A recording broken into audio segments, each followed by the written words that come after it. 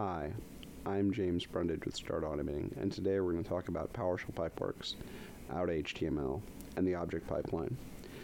PowerShell Pipeworks is a new framework for building websites and web services with Windows PowerShell, and one of the things that both sites and services often require are web tables. In PowerShell, you have a thing called the object pipeline. Every command produces rich objects, other commands can modify those objects, and at the end of it, something renders those objects to the screen.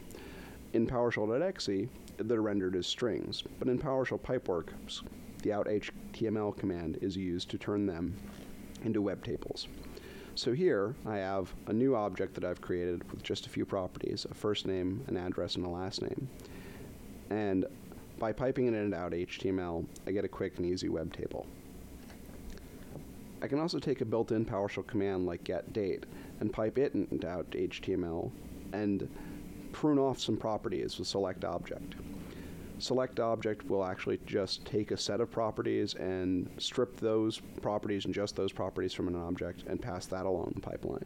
And this will give me a quick table out of a more complicated object. If I need to create new properties, I can also do this with SelectObject with this kind of syntax.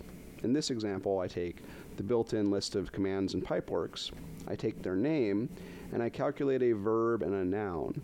A hash table list determines what the calculated properties will be. The key has to be the name, and the value has to be an expression. And by piping those into out.html, I come up with this new object, which has just a name, a verb, and a noun, and I have an easy table. And that's pretty much it. By using out.html on the object pipeline, you can stop getting away from thinking in table and HTML syntax and start to think about objects. And that's one of the many advantages of doing web development in PowerShell. I encourage you to find out more at PowerShellPipeworks.com. I hope this helps. Thanks. Bye.